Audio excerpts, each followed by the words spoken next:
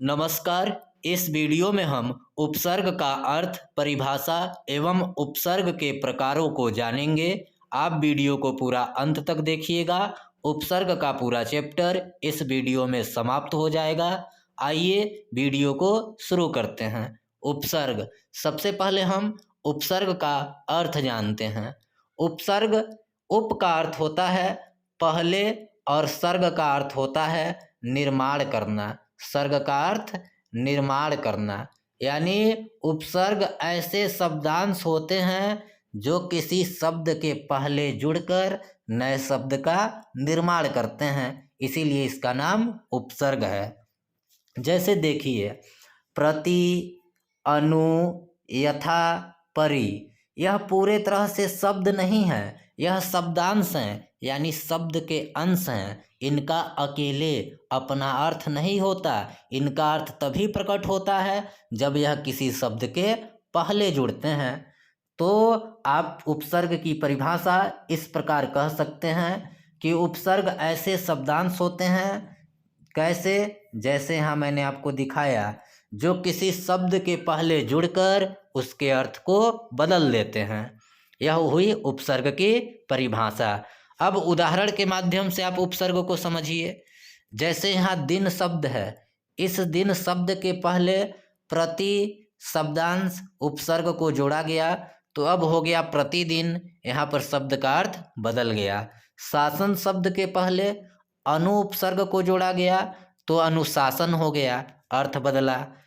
शक्ति शब्द के पहले यथा उपसर्ग को जोड़ा गया, तो यथाशक्ति हुआ, अर्थ बदल गया। वहन शब्द के पहले परि उपसर्ग को जोड़ा गया, तो परिवहन हो गया। तो यानी एक बार मैं फिर से रिपीट कर दूं, उपसर्ग शब्दांश होते हैं जो किसी शब्द के पहले जुड़कर उसके अर्थ को बदल देते हैं। उपसर्ग के विषय में यह 3 बातें आप याद रखिएगा।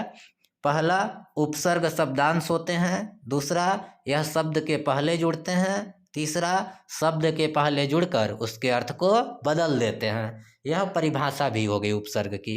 अब उपसर्ग के प्रकार जान लीजिए। उपसर्ग 3 प्रकार के होते हैं।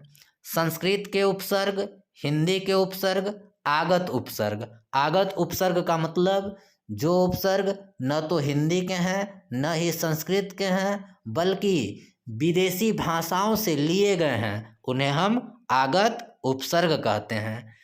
अब हम एक एक करके उपसर्गों को देखेंगे। सबसे पहले संस्कृत के उपसर्ग, यही महत्वपूर्ण है, यहाँ से अधिकतर परीक्षा में आपके प्रश्न आते हैं। मैंने चुन चुन कर इम्पॉर्टेंट उपसर्गों को इस वीडियो में शामिल किया है, इसलिए आप ध्यान से देखिएगा, समझिएगा।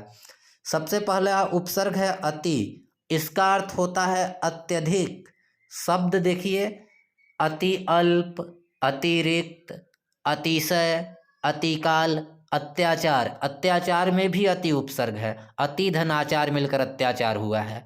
अत्यंत, इसमें भी अति है, अति धनांत, तब अत्यंत हुआ है।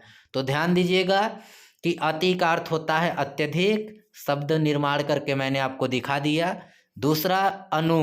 अनु उपसर्ग का अर्थ होता है पीछे, साथ या समान। यह भिन्न भिन्न शब्दों के साथ भिन्न भिन्न भाव में प्रयोग होते हैं।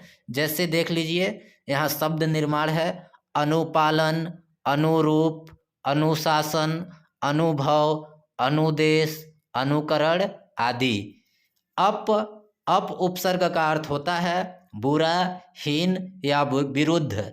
जैसे अब अपयश, अपव्यय, अपवाद, अपकर्ष, अपशब्द, अपशकुन, अपमान। आ उपसर्ग का अर्थ होता है तक या से। इसके उदाहरण देखिए, आघात, आधार, आयोग, आमरण, आतप, आगम, आमोद। अधि उपसर्ग का अर्थ मुख्य या श्रेष्ठ होता है। अधिकृत, अध्यादेश, अधिधन आदेश मिलकर यहाँ अध्यादेश हुआ है। अधिगम, अधिनियम, अधिनायक, अधिवक्ता, अधिपत्र। उप उपसर्ग का अर्थ होता है समीप या उस ओर। शब्द हैं उपवन, उपसर्ग, उपविजेता, उपक्रम, उपकरण, उपहार, उपदेश अगला उपसर्ग दुर। दुर का अर्थ बुरा या कठिन होता है। तो जैसे दुर्गम, दुर्भाग्य, दुरह, दुर्गम, दुर्गंध, दुर्व्यवहार, दुर्घटना, दुर्दशा आदि।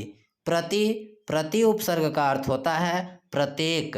जैसे प्रतिवर्ष, प्रत्युत्तर, प्रत्याशा, प्रति व्यक्ति, प्रत्यारोपण, प्रतिलिपि, प्रतिक्रिया।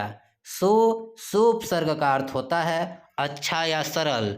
जैसे सुकर्म, सुपुत्र, सुगम, सुशासन, सुयोग्य, सुपथ, सुरक्षा, सुक्ति और सुलभ।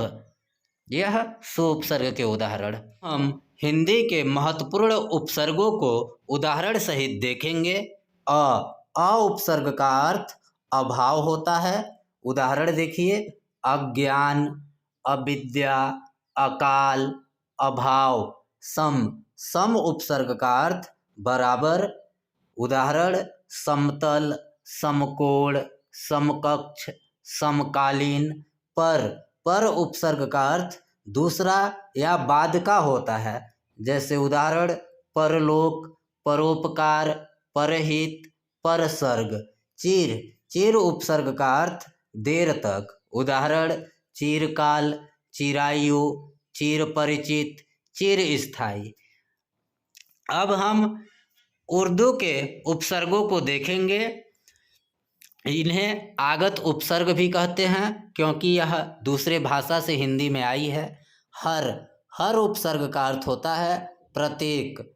उदाहरण देखिए, हर रोज, हर चीज, हर माह। बा उपसर्ग का अर्थ साथ होता है। बाकलम, बावफा, बातमीज, बाकायदा। कम उपसर्ग का अर्थ थोड़ा या हीन।